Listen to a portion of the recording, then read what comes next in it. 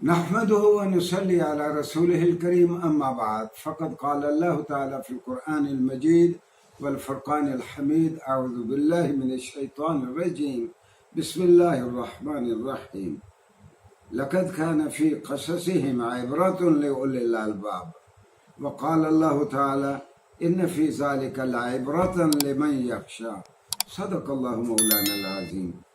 ناظرین گرامی، آج ہمارا قرآن کریم کے ساتھ 5 منٹ پروگرام میں آج ہمارا موضوع ہے قصص القرآن۔ قصہ کی جمع ہے قصص۔ قرآن کریم نے بہت ساری امتوں کی اور انبیاء کرام کی کہانیاں بیان کی ہیں۔ ان کہانیوں کو بیان کرنے کا مقصد کیا ہے؟ میں واضح کر دوں کہ قرآن کریم کئی جگہ پہ قوانین فطرت کی بات کرتا ہے۔ قرآن کریم سائنس کی کتاب نہیں ہے، اسی طرح قرآن کریم تاریخ کی کتاب بھی نہیں ہے۔ تو پھر قرآن کریم یہ واقعات کیوں بیان کرتا ہے؟ دراصل ہر کتاب کا کوئی نہ کوئی سبجیکٹ میٹر ہوتا ہے، نفس مضمون ہوتا ہے۔ قرآن کریم کا نفس مضمون اور سبجیکٹ میٹر تو انسان ہے کہ ایک خدا شناس معاشرہ کیسے بنے جہاں لوگوں کو اپنے خالق حقیقی کی پہچان ہو، لوگ ایک دوسرے سے اچھا معاملہ کریں، ایک ایسا معاشرہ بنے جہاں سارے لوگ احساس فرض سے سرشار ہو اور ہر آدمی کے ذمے جو حقوق ہوں وہ اللہ کے سامنے جواب دہی کے احساس سے ان حقوق کو اپنے فرائض کو ادا کرے۔ ناظرین گرامی، قرآن کریم میں بے شمار کہانیاں بیان کی گئی۔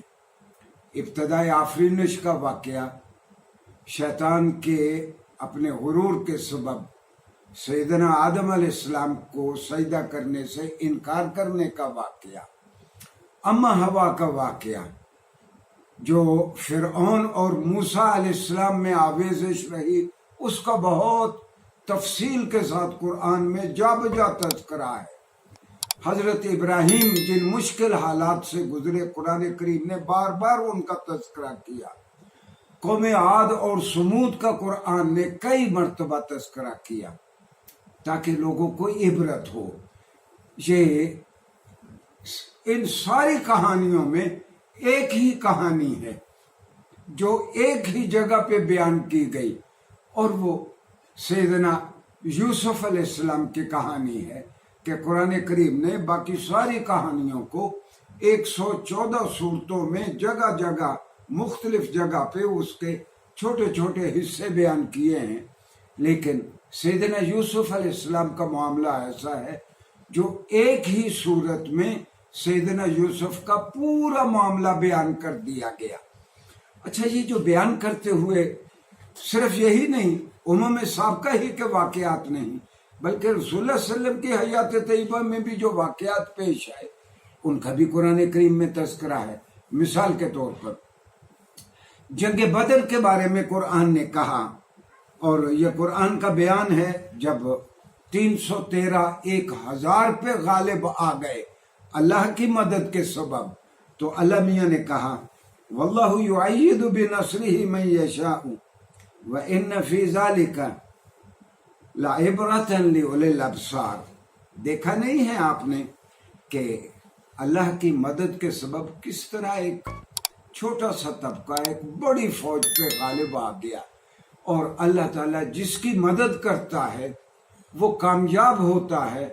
اور اگر کوئی سبق سیکھنا چاہے، اگر کسی کی آنکھیں کھلی ہوں اور وہ اس سے درس لینا چاہے، وہ اس سے سبق لینا چاہے، نصیحت حاصل کرنا چاہے، تو ان سارے واقعات میں ان کے لیے عبرت کا اور سیکھنے کا مقام ہے۔ ناظرین گرامی، سورہ یوسف میں قرآن نے کہا کہ لَقَدْ كَانَ فِي قَصَصِهِمْ عِبْرَةٌ لِأُولِي الْأَلْبَابِ۔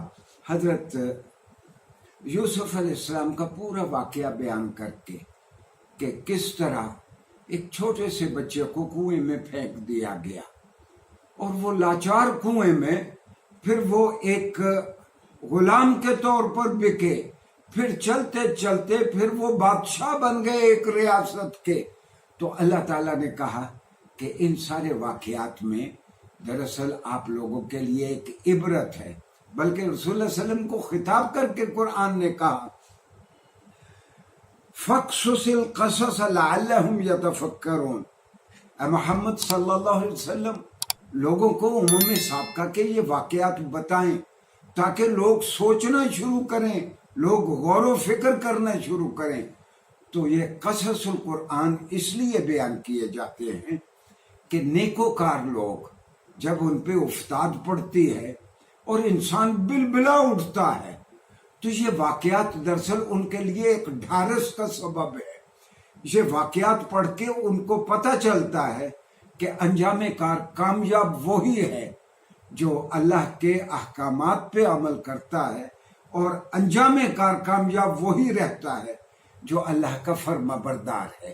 تو قرآن کریم کے یہ واقعات نیکوکار لوگوں کی ڈھارس بندھانے کے لیے اور اولو الالباب کے لیے، سمجھدار لوگوں کے لیے نصیحت حاصل کرنے کے لیے بیان کیے گئے.